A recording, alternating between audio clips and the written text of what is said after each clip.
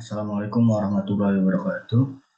Perkenalkan, nama saya Muhammad Fikriansyah dengan NIM 19207232 dengan mata kuliah Bahasa Indonesia dengan tema yaitu anti korupsi dengan judul yang saya penelitian untuk ini, berantas korupsi, selamatkan masa depan bangsa.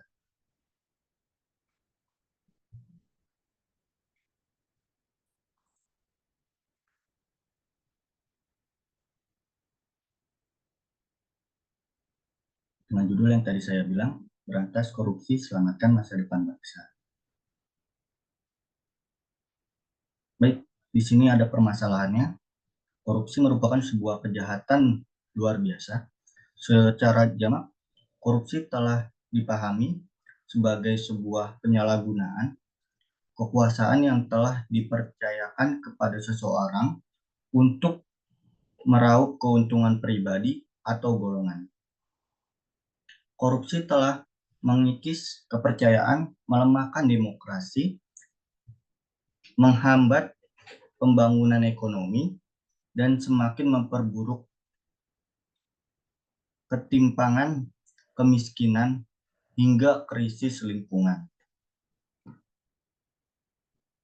Di sini juga ada permasalahan korupsi yang masih terus isu yang mendesak di dalam negara ini dan hingga saat ini belum berhasil diselesaikan sepenuhnya. Meskipun telah dilakukan berbagai upaya, tengah berlangsung usaha-usaha dan akan terus dilakukan usaha untuk mengatasi masalah ini. Namun, hasil yang dicapai masih belum mencapai tingkat optimal. Tujuan utama penulis penelitian dalam membuat artikel dengan judul tersebut sangatlah jelas, membangkitkan kesadaran publik akan bahaya korupsi dan mendorong aksi nyata untuk memberantasnya. Ya, di sini ada penerapan Pancasila sebagai pedoman dalam pendidikan. Jadi dididik untuk pembelajaran masuknya Pancasila ke dalam proses pembelajarannya. Pancasila juga memiliki peran yang penting dalam dunia pendidikan di Indonesia. Pancasila memuat nilai-nilai seperti keadilan, sosial, demokrasi, dan kesetaraan yang dapat menjadi pedoman dalam mengembangkan kurikulum dan metode pembelajaran yang menciptakan warga negara yang cerdas, kritis, dan bertanggung jawab. Dengan demikian, Pancasila dapat menjadi landasan yang kuat dalam membangun sistem pendidikan yang berkualitas dan berdaya saing. Nah, di sini ada pentingnya masa depan bangsa. Dengan begitu pentingnya anak didik masa depan bangsa, maka harus ada orang yang bertanggung jawab mencerdaskan kehidupan anak didik. Tentu dalam hal ini harus melalui proses yang disebut dengan belajar. Dengan belajar, seorang anak didik akan menjadi susila yang cakap, memiliki pengetahuan, mandiri dalam hidup atau tidak tergantung kepada orang lain. Untuk itulah guru dengan penuh dedikasi dan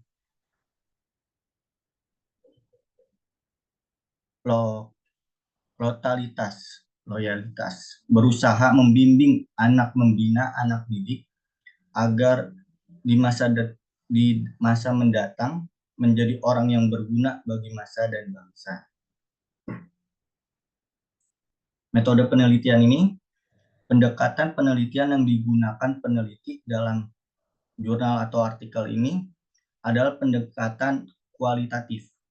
Pendekatan kepustakaan dilakukan dengan mengkaji berbagai literatur kepustakaan, baik berupa buku, catatan, maupun laporan hasil penelitian terdahulu yang difokuskan pada pengungkapan. Sedangkan sekunder Sumber sekunder didapatkan dari artikel jurnal nasional maupun internasional dan sumber internet lainnya. Dapat membantu peneliti mengungkap berantas korupsi, selamatkan masa depan bangsa sebagai jalan keluar korupsi di Indonesia. Kondisi yang mendukung tindakan korupsi.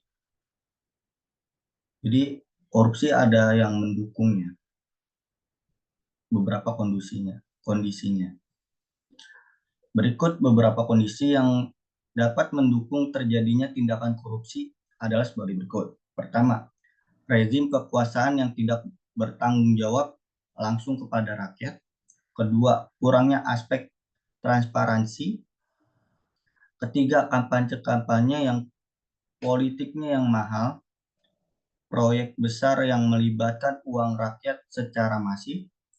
5. Lingkungan organisasi yang tertutup, lemahnya penegakan hukum, kurangnya kebebasan berpendapat bagi publik dan media massa.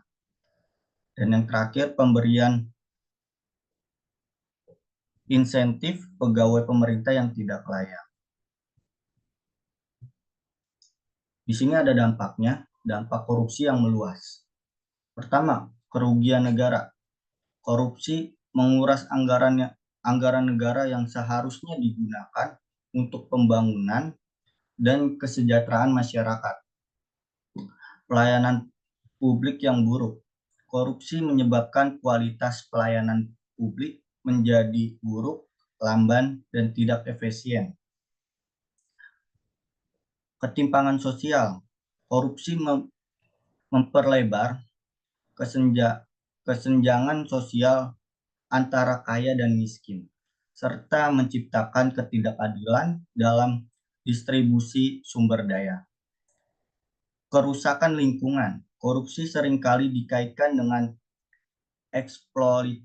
eksploitasi sumber daya alam secara berlebihan dan tidak berkelanjutan. Lemahnya penegakan hukum. Ini yang sering. Korupsi dapat melemahkan penegakan hukum dan merusak kepercayaan masyarakat terhadap lembaga negara. Di sini juga upaya pemerintah dalam memberantas korupsi. Undang-Undang Nomor 20 Tahun 2001 tentang perubahan atas Undang-Undang Nomor 31 Tahun 1999 tentang pemberantasan tindak pidana, Undang-Undang Nomor 7 Tahun 2006 tentang pengesahan Perjanjian Perserikatan Bangsa-Bangsa menentang korupsi 2003 dan Undang-Undang Nomor 30 Tahun 2002 tentang Komisi Pemberantasan Korupsi.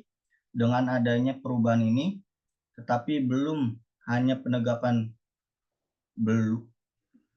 bukan hanya penegak hukum, pelaku maupun legislator saja yang dapat menekankan kejabatan korupsi. Setiap komunitas atau organisme hukum ialah komunitas yang katanya anti perubahan itu pun juga bisa melanggar hukum yang sudah ditentukan. Selain itu, sistem penegakan hukum masih berpikir dan bertindak dengan cara klasik, patuh pada hukum positif, dan malahan tidak berani memberantas serta melanggar aturan kelama tersebut. Upaya pemberantasan korupsi. Di sini ada upayanya. Untuk memberantas korupsi diperlukan upaya yang komprehensif dan melibatkan seluruh komponen bangsa. Beberapa upaya yang dapat dilakukan antara lain: penegakan hukum yang tegas. Aparat penegak hukum harus bertindak tegas dan tanpa pandang bulu terhadap pelaku korupsi. Proses hukum harus transparan dan akuntabel. Pencegahan korupsi. Upaya pencegahan korupsi harus dilakukan sejak dini. Misalnya melalui pendidikan anti korupsi, perbaikan sistem birokrasi, dan peningkatan transparansi dalam pengelolaan keuangan negara, peningkatan partisipasi masyarakat. Masyarakat harus aktif dalam mengawasi dan melaporkan tindakan korupsi. Peran media massa juga sangat penting dalam mengungkap kasus korupsi dan membangun kesadaran masyarakat. Penguatan lembaga anti korupsi. Lembaga anti korupsi seperti Komisi Pemberantasan Korupsi (KPK) harus diberikan dukungan penuh untuk menjalankan tugasnya. Kesimpulan. Di sini ada beberapa kesimpulannya. Korupsi adalah kejahatan yang serius, merugikan negara, dan merongrong demokrasi. Praktik korupsi di Indonesia masih merajalela dan menjadi ancaman bagi pembangunan dan kesejahteraan rakyat. Berbagai upaya telah dilakukan untuk memberantas korupsi, namun hasilnya belum optimal. Artikel ini bertujuan untuk meningkatkan kesadaran masyarakat tentang bahaya korupsi dan mendorong aksi nyata untuk memberantasnya. Pentingnya masa depan bangsa, pendidikan merupakan kunci untuk membangun bangsa yang maju dan berakhlak mulia. Penerapan Pancasila sebagai pedoman dalam pendidikan.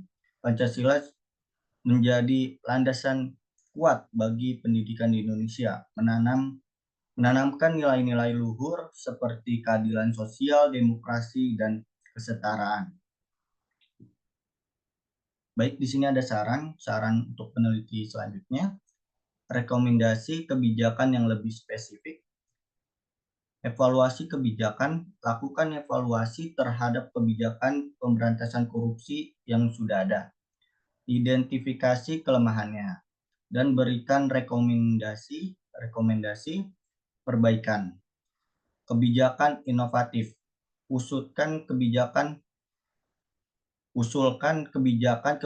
baru yang lebih efektif dan inovatif untuk mencegah dan memberantas korupsi. Partisipasi publik, libatkan masyarakat dalam merancang dan mengevaluasi kebijakan pemberantasan korupsi. Terima kasih. Cukup sekian dari saya. Kurang lebihnya mohon maaf. Wassalamualaikum warahmatullahi wabarakatuh.